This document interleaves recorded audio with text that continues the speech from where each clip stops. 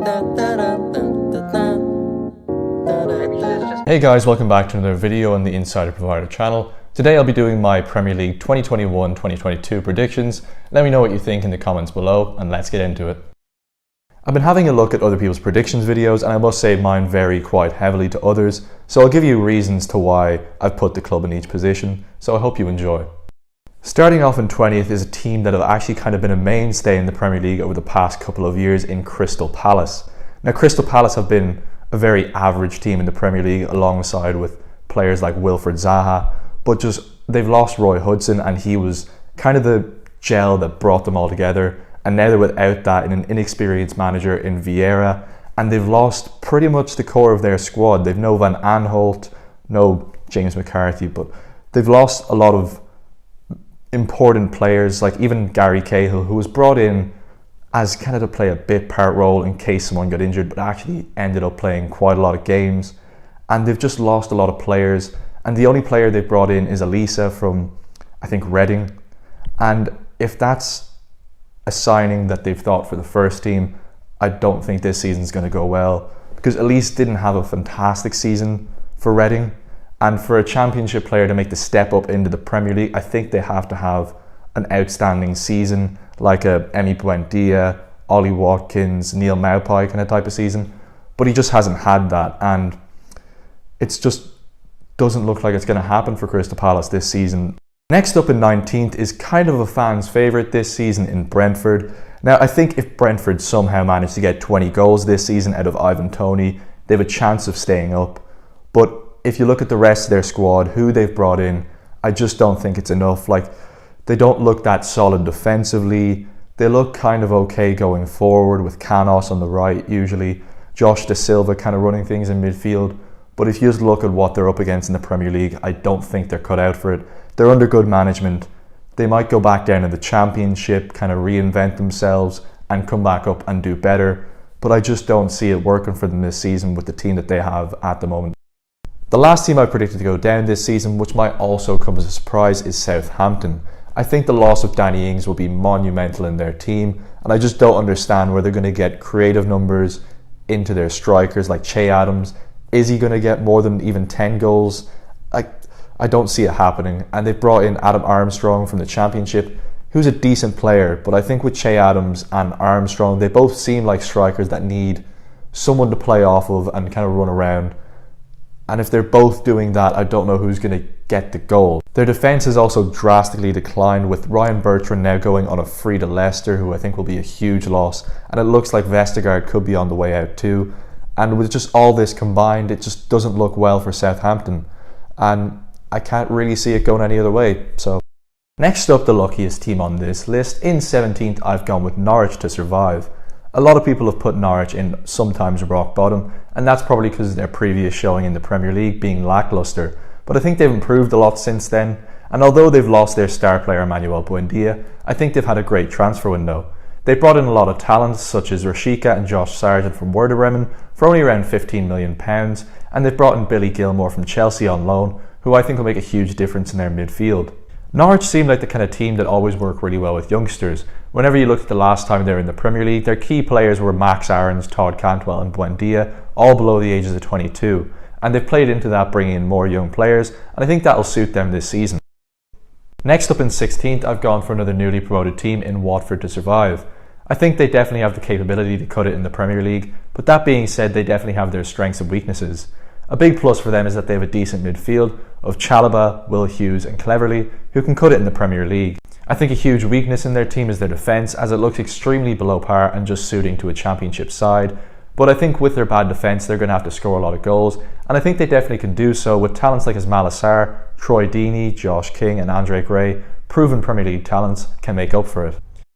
Next up in 15th, we have the lacklustre Newcastle, where the only aim for them this season, as it has been for the past couple of years, is to remain in the division.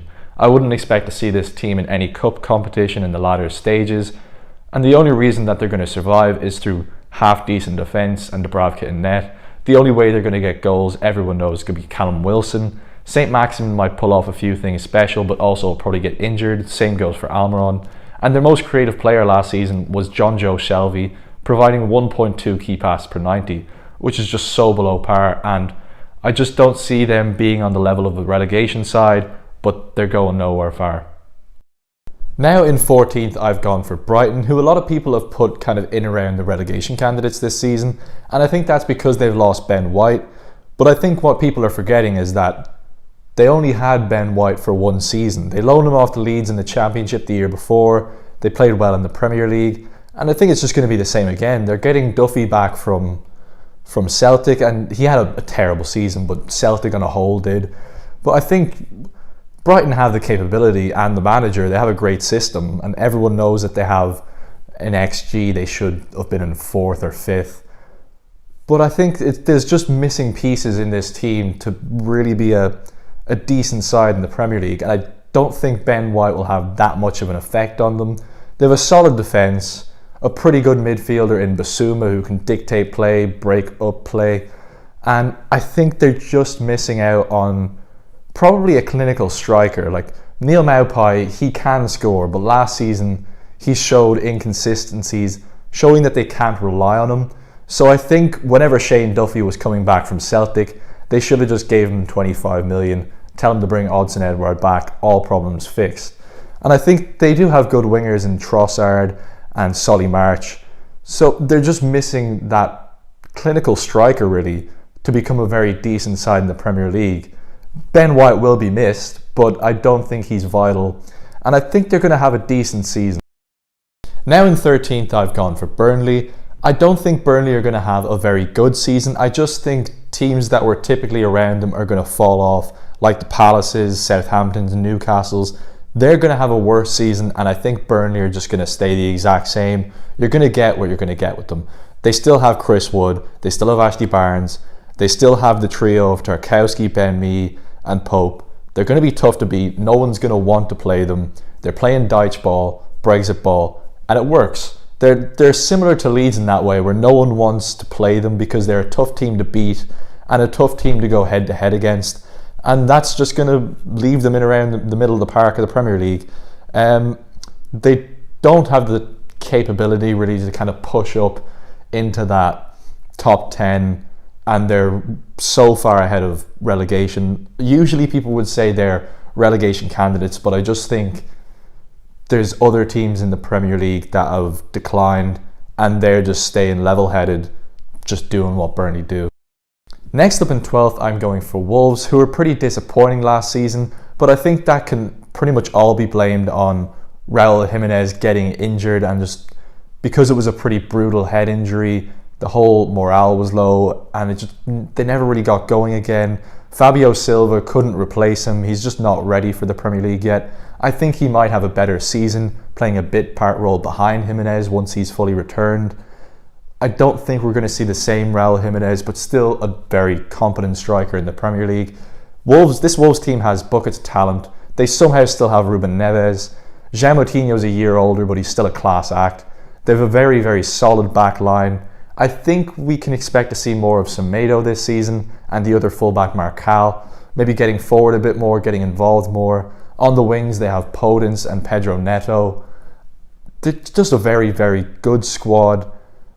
But a huge factor is they've lost Rui Patricio, a top-class goalkeeper, and they've only replaced him with Sa from Olympiacos.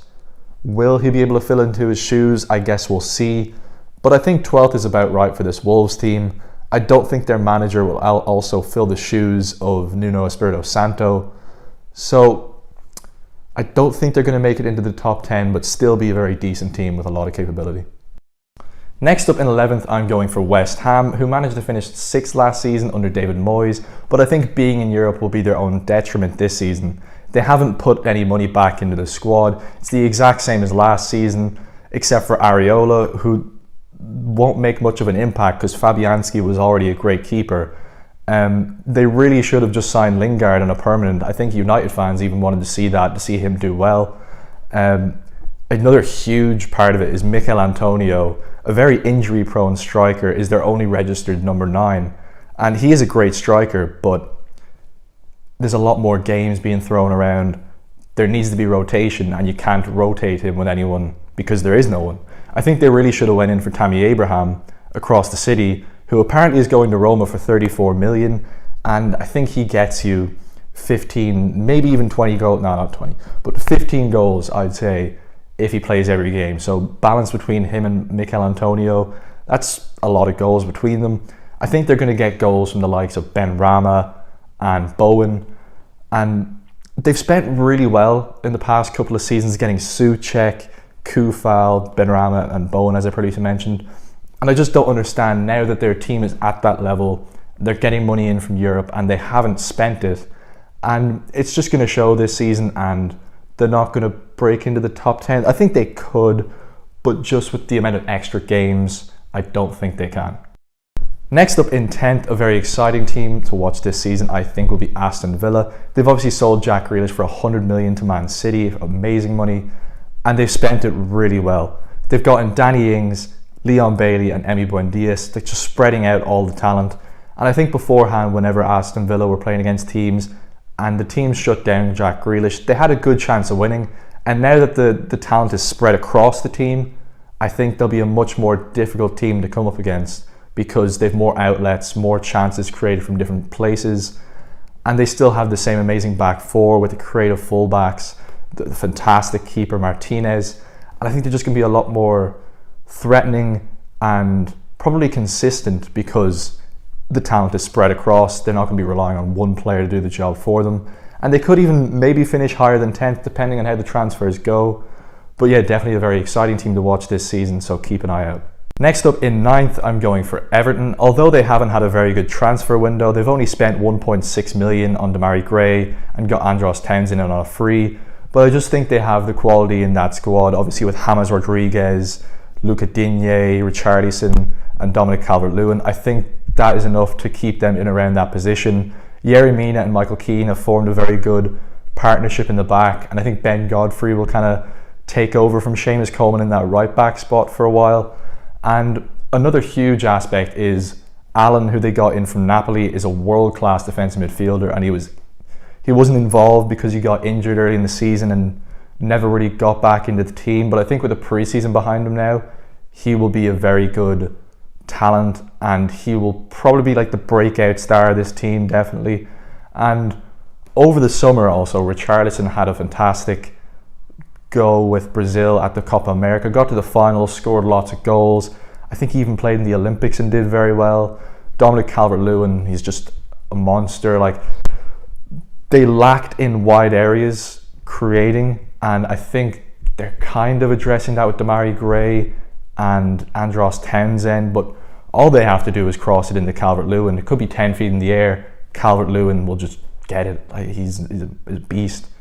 And I think under Rafa Benitez they'll be a lot more defensively solid, and I think with that they can then build on that. Like, goals win games, but defense gets you a better league position. It's just the way football is. And I think Rafa Benitez, although it's very weird having an ex-Liverpool legend manager managing Everton, I think he will do a good job. But yeah, I think around 9th is about right. I don't think they'll really break into Europe. There's nothing really showing that they can do it. Next up in 8th, the team just about missing out on European football, I think, will be Leeds. What Marcelo Bielsa has made at Leeds is something amazing with his murder ball, I think he calls it, and just the relentless pressing. Teams don't want to play them. They're always going to bring it to even the likes of Liverpool, Man City. They're just going to play football. They're going to run you into the dirt. And I think with their signing of Firpo, that can allow Stuart Dallas to take over in left mid, right back, even in midfield, giving players rests, even though he can come in and still be a great player. Jack Harrison was confirmed to be their player. He was in on loan last season and had a fantastic season. Rafinha also was brought in last season and would just show that he's a great talent. Bamford somehow lived up to being able to play in the Premier League, where beforehand he only scored 1 in I think 20. Had a fantastic season, showed that he actually is a good finisher. We didn't see much from Rodrigo, their statement signing. He was brought in from Valencia for around £30 million. Ended up almost playing like a number 10 role, which I didn't think really suited him, but played decently, but just didn't get the output. I think there's more to see from him. I think if Bamford can just have a similar season, that'll be an absolute bonus. Calvin Phillips had a great summer for England. I think he'll improve leaps and bounds. So I think this Leeds squad is creating something special that they can work on, and I think 8th is about right for them. Next in 7th, I'm going for Tottenham, just because there's an air of uncertainty up in the air around Tottenham at the moment. With Kane wanting to leave, not getting his move, it seems like he's going to stay, I think, but I just don't think we're going to get the same from him and other players at Tottenham. They've improved by getting in Romero from Atalanta for nearly like £50 million, which is a lot of money, but he does seem like a very good talent. But their right back spot is still shaky, to say the least. Aurier and Matt Doherty, neither of them can properly fill that role. Son will probably have another great season, but we've seen, as of last season, Kane and Son having fantastic seasons, but still not really climbing up the table. So I think we're just going to see more of the same, really. I don't think they'll drop off. Just Tottenham finish 7th, really. Next up in the Europa League spots, I'm going for a team I really like in Leicester. I think we could be seeing the last of Jamie Vardy this season. Last season, he kind of had a bad run of form if it wasn't for penalties. He's kind of coming to the latter stages of his career. He's like 35 now, I think. Iheanacho finished the season extremely well, so if he continues that form running, they won't have a problem. They've also brought in Patson Daka from Salzburg, but coming into the Premier League from not even a top 5 league will be very challenging, so it'll be interesting to see how that pans out. I think their midfield core is one of the best in the league, with Maddison, Ndidi and Tielemans. They all have their own roles, where it's creativity, possession and defending. They're all in around the same age, improving year on year. A big loss will be Wesley Fofana. He took a very bad injury in pre-season, but I think with Soyuncu and Evans, they'll get enough out of them. They brought in Bertrand, who I think is great cover at left back. Pereira is a great right back. They still have Schmeichel. I think Harvey Barnes will also improve. So I just see this being a good year for Leicester. They might break into 5th, maybe challenge for Champions League, but I just think the Champions League spots are going to be very tough to get into this year, and they just seem to bottle it every year. Even they could be 4th on the last day of the season and still not get it. So I think 6 is okay for Leicester. It's a good season and it's about right. In 5th, I'm going to go for Arsenal. I do think they will be a good bit off the top 4. I think the top 4 is just solidified. They might be about 10 points off, something around that. But I think what they shown after Christmas last season, getting results, starting to perform, Saka and Emile Smith-Rowe starting to enter into the team and actually contributing properly, Pepe going through a bit of form. If they can get Aubameyang back to scoring 20 goals a season, that'll really help with their chances. I think Ben White will kind of provide solidity at the back, almost like what Harry Maguire did when he joined United. There was a big fee for a British centre-back, but you get stability. I think their back 4 looks good, minus the right back being Bellerin or Suarez. Like Tierney's very good, Gabriel, a very good ball-playing centre-half. Leno is a great keeper, one of the best saves percentages in the league. Midfield is a problematic area, which I think is really holding them back. Xhaka, you never know what you're going to get with him. Thomas Partey came in last season and didn't really live up to expectations, but I think we still have more to see from him. The big question is they couldn't permanently make a move for Odegaard or Dani Ceballos, the creative outlets in that team. So Smith-Rowe will have to try be that creative outlet, but at a young age, I don't think he can do that over the course of a season reliably. So I think that's what's really holding them back. Otherwise, I think they're going to have a good season as long as the wheels don't come apart and the fans turn on them, which equally could happen. So you never know what you're going to get. They're not in Europe. They've less games to play. They can focus on the league, maybe even a cup. And they're probably going to have a good season, but just not at the level of the Champions League team yet. Next up in 4th could be a really controversial one, but I think there's a good reason for it. I think Liverpool will finish 4th.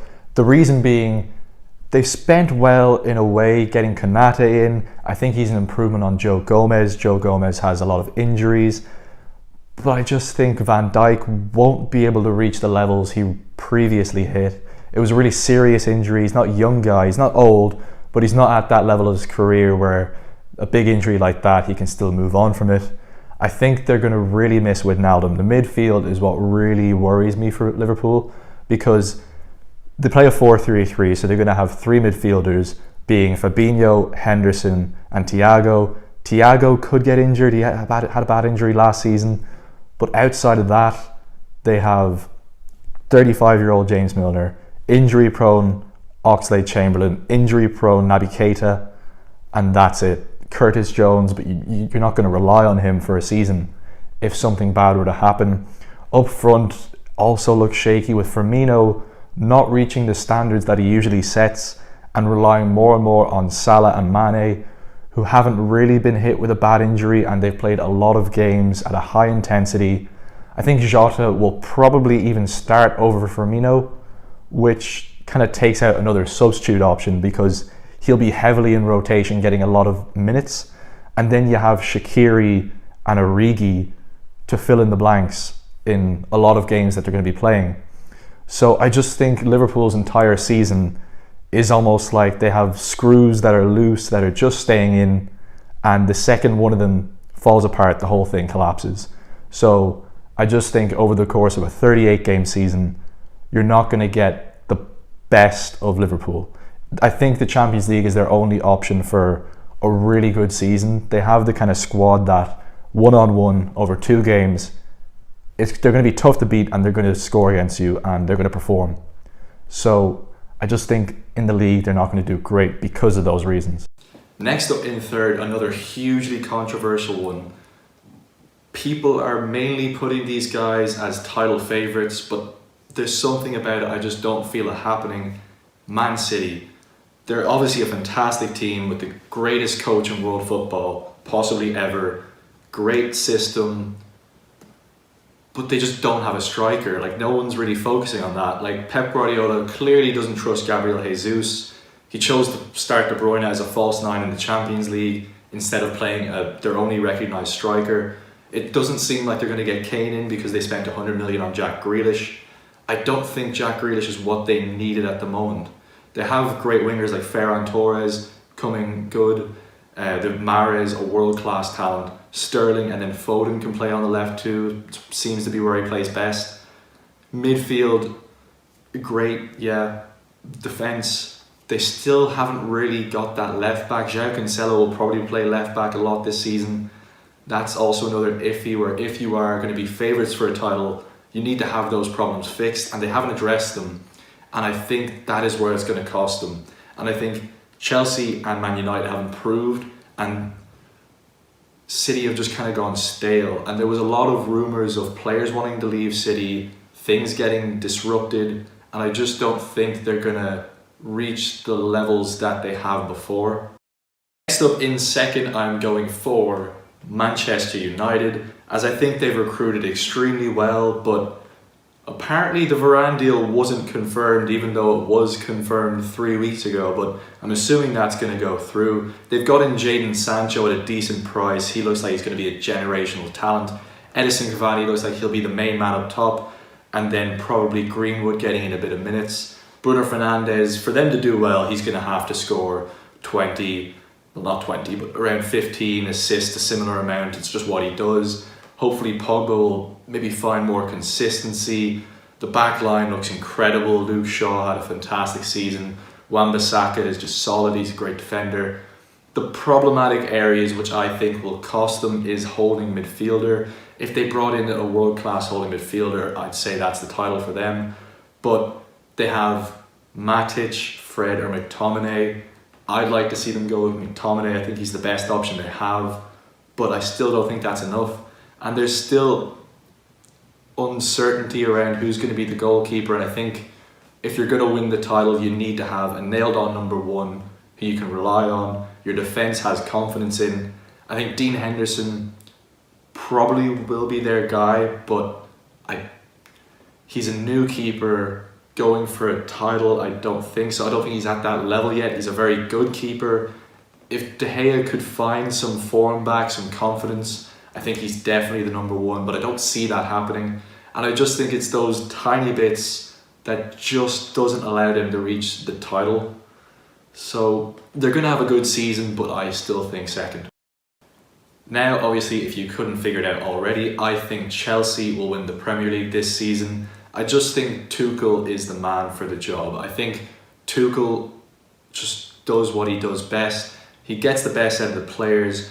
And considering Jorginho was Chelsea's top goal scorer on 7 goals last season, and they're bringing in Lukaku, who can almost guarantee you 25 goals a season. If you finish 4th with your top goal scorer being on 7, and you bring in an elite striker who's going to get you 25, it only shows good things. They can only improve from here. They found defensive solidity with a back 3. Tuchel's really implemented that well. I think the double sixes with Kante and Jorginho really complement each other well. Jorginho being the creative outlet, distributing play, just a calm, level-headed person in the back. Kante running rings around everyone, getting in tackles, even progressing the ball up, which he didn't previously do. He's a very good, accomplished dribbler now out of the defence. I think Kai Havertz will have a fantastic season. Whenever he was at his best at Leverkusen, he had a target man up in front of him and he was kind of playing off him, shadowing him, doing little flicks, getting assists, getting a lot of goals. I think if he gets a good chemistry with Lukaku, he will have a fantastic season. On the left, we can probably see either, take your pick, Werner, Pulisic, Mount. I think Chilwell's going to have another great season, and Reece James just along the flanks. Chelsea just look to overpower teams on the flanks, work it in the middle, and with the quality crosses that they can put into Lukaku, he is going to have a field day this season. I'd put Lukaku and Kane level for top goal scorers. It's going to be one of them. I might just tip Lukaku just because I don't think Tottenham will be able to create as much for Kane. I think just everything is pointing in the direction of Chelsea having a fantastic season, scoring a lot of goals with Lukaku, defending very well, and just smothering teams with what they can do. Tuchel has implemented a smothering type of press, and it's just relentless. So there you have it. That was my 2021-2022 Premier League predictions. Hopefully I didn't make a mockery of myself, and at the end of the season I'll come back and see how I did. And thanks for watching. Done this shit so long. Squad on my back and I better hold on. Write my lines and I'm making my songs. City is mine just like King Kong.